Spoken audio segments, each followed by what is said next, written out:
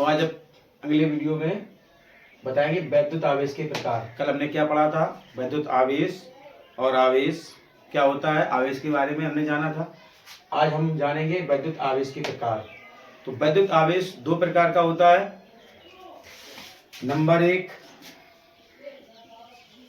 धन आवेश, positive charge.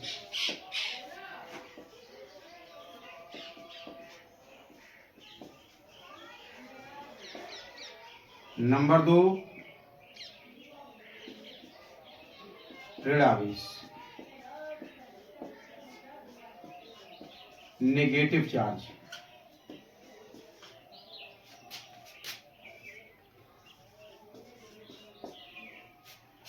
धन आवेश और ऋण आवेश, ठीक है। आवेश दो प्रकार के होते हैं, पहला धन आवेश और दूसरा ऋण आवेश।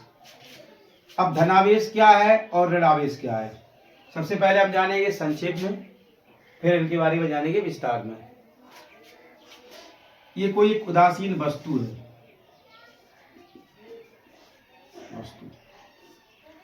ये वस्तु उदासीन तब होगी जब इस पर जितने प्रोटॉन हो उतने ही इलेक्ट्रॉन हो, क्योंकि प्रोटॉन पर चार्ज होता है प्लस का और इलेक्ट्रॉन पर चार्ज होता है माइनस का। माइनस प्लस क्या हो जाएगा, शून्य।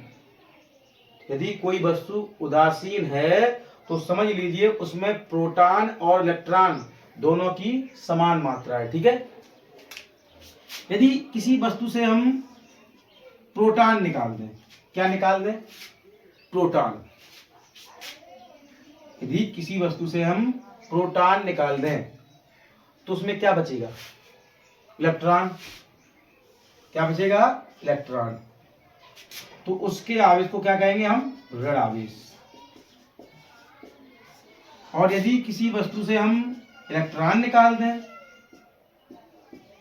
तो उसमें क्या बचेगा, प्रोटॉन। तो उस आवेश को हम क्या कहेंगे, धन आवेश। कहने का मतलब, यदि किसी वस्तु से हम प्रोटॉन निकाल दें, मतलब कोई वस्तु धनायन त्याग दे, ठीक है, तो उसके आवेश को हम कहेंगे ऋण आवेश। और यदि कोई वस्तु ऋणायन त्याग दे तो उसके आवेश को क्या कहेंगे हम, धन आवेश। भाई दो आवेश हैं, एक धन का एक ऋण का। जब धन बाहर निकल जाएगा बचेगा क्या, ऋण, और जब ऋण बाहर निकल जाएगा बचेगा क्या, धन। तो ये तो एक संक्षेप में धन आवेश और ऋण आवेश की परिभाषा है। वैसे धन आवेश की क्या परिभाषा है, यदि कोई वस्तु इलेक्ट्रॉन त्याग रही है, ठीक है, यदि कोई वस्तु इलेक्ट्रॉन त्याग रही है तो उसके आवेश को हम कहेंगे धन आवेश। जैसे प्रोटॉन का आवेश, प्रोटॉन का आवेश कितना होता है, 1.6 × 10⁻⁻19 प्लस में, ठीक है, कूलाम। और यदि कोई वस्तु इलेक्ट्रॉन ग्रहण कर रही है तो उसके आवेश को हम क्या कहेंगे, ऋण आवेश, नेगेटिव चार्ज। जैसे इलेक्ट्रॉन का आवेश, इलेक्ट्रॉन का आवेश कितना होता है, -1.6 × 10⁻⁻19 कूलाम। और जब भी हम आगे प्रश्न करेंगे तो चाहे प्रोटॉन का आवेश हो चाहे इलेक्ट्रॉन का, ठीक, कितना लेंगे, 1.6 × 10⁻⁻19 कूलाम। जब भी हम आंकिक प्रश्न लगाएंगे तो इनका हम केवल प्रमाणिक मान लेंगे, ना कि सार्थक मान, ठीक है।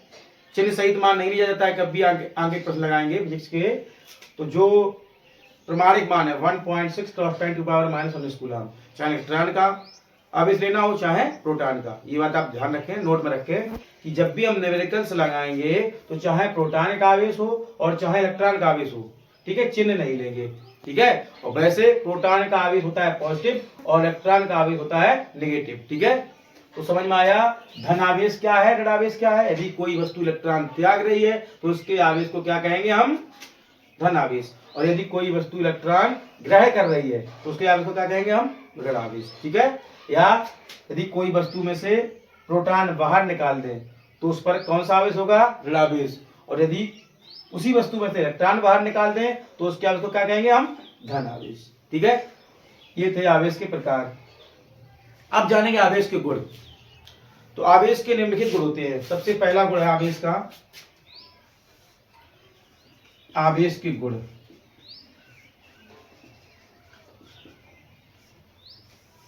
नंबर 1, आवेश की योज्यता।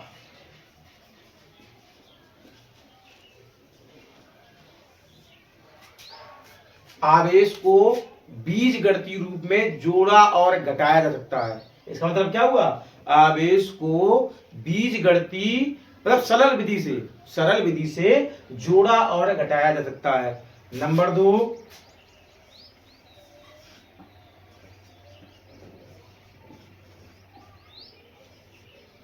आवेश की परमाणुकता।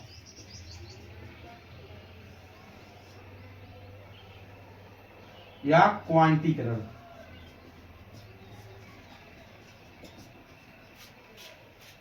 आवेश की परमाणुकता का मतलब है आवेश को कभी भी विभाजित नहीं किया जा सकता है, इसे केवल एक रूप से दूसरे रूप में बदला जा सकता है। ठीक है, आवेश को कभी भी विभाजित नहीं किया जा सकता है, इसे केवल एक रूप से दूसरे रूप में बदला जा सकता है। नंबर 3,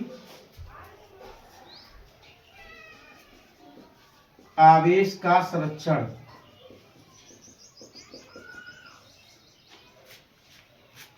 आवेश को कभी भी नष्ट नहीं किया जा सकता है।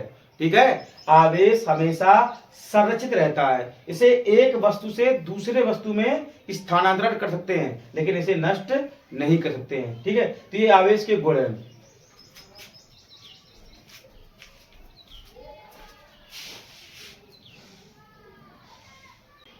तो छात्रों, अब हम जानेंगे आवेशन की विधियां। ठीक है, इसका मतलब है कि किसी चालक को हम कितनी प्रकार से आवेशित कर सकते हैं। तो आवेशन की विधियां 3 होती हैं। नंबर 1, चालन विधि। नंबर 2, प्रेरण विधि। और नंबर 3, घर्षण विधि। चालन विधि का मतलब क्या है? यदि हम 2 छड़ें, एक आवेशित हो और एक निरावेशित हो, पास में लाएं, बिल्कुल संपर्क में लाएं, तो जो छड़ आवेशित होगी उसके इलेक्ट्रॉन निरावेशित वाली छड़ में स्थानांतरित होने लगेंगे, और यह क्रिया तब तक होती रहेगी जब तक दोनों पर इलेक्ट्रॉन बराबर ना हो।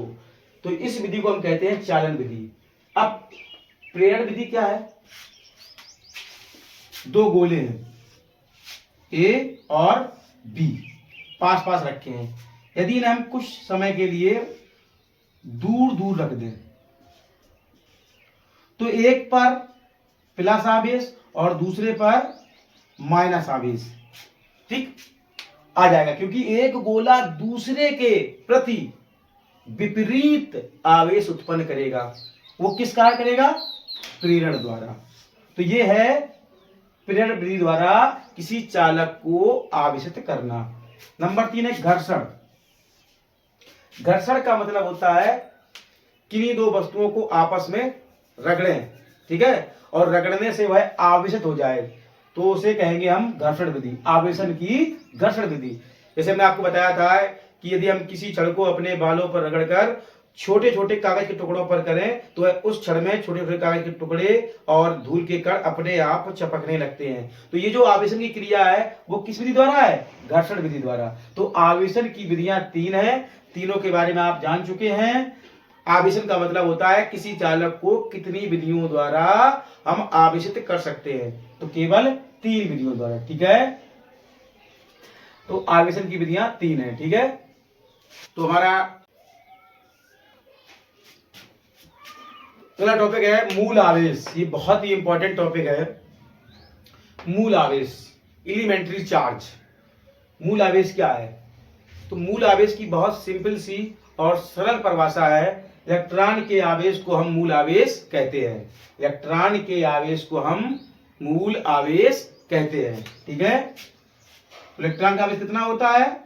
E बराबर 1.6 cross 10 to power -19 coulomb. Electron के आवेश को हम मूल आवेश कहते हैं।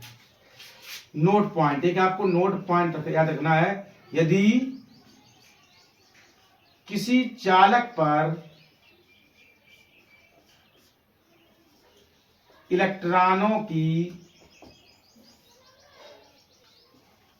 कमी या अधिकता है तो सूत्र Q बराबर NE का प्रयोग करेंगे,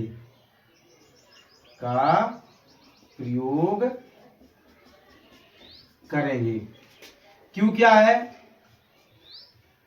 जहां Q बराबर आवेश, N बराबर नंबर ऑफ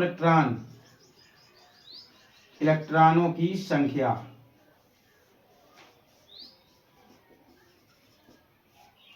और E बराबर इलेक्ट्रॉन का आवेश।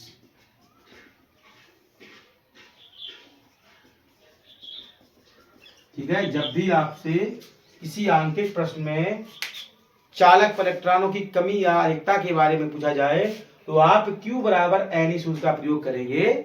Q होता है किसी चालक पर उपस्थित आवेश, N होता है इलेक्ट्रॉनों की संख्या और E होता है इलेक्ट्रॉन का आवेश। ठीक है, तो इस सूत्र का प्रयोग करके आप आसानी से इस सूत्र संबंधी न्यूमेरिकल्स को आसानी से लगा सकते हैं।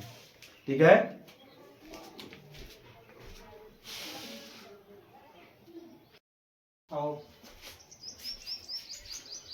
तो कूलाम का बड़ा मात्रक हमने कल बताया था। कूलाम का बड़ा मात्रक क्या होता है? फैराडे। एक फैराडे में कितने कूलाम होते हैं? 96,500 कूलाम। और एक ESU इलेक्ट्रोस्टैटिक यूनिट बराबर 1/3 × 10⁻9 कूलाम। ठीक है, यदि EMU और ESU तथा कूलाम में संबंध पूछा जाए, ठीक है, तो होता है एक EMU बराबर 3 × 10⁻10 ESU बराबर 10 कूलाम। ठीक है, ये एक इंपॉर्टेंट रिलेशन है, कभी कभी 1 नंबर का आता है, इस पर जरूर गौर करें। ठीक है, एक इलेक्ट्रो मास यूनिट बराबर 3 × 10⁻10 इलेक्ट्रोस्टैटिक यूनिट बराबर 10 कूलाम। ठीक है, तो ये नोट पॉइंट है, इन्हें जरूर नोट करें नोट पॉइंट के रूप में। तो अगले वीडियो में हम बताएंगे कूलाम का नियम। कूलाम का नियम बहुत ही इंपॉर्टेंट है और बोर्ड परीक्षा में लगभग हर वर्ष आता है। ठीक है, उससे संबंधित क्वेश्चन बहुत से आते हैं, आंकिक प्रश्न भी उससे संबंधित आते हैं। तो कूलाम का नियम बोर्ड परीक्षार्थियों के लिए बहुत ही इंपॉर्टेंट है। तो कल के वीडियो में कूलाम का नियम जरूर पढ़ें।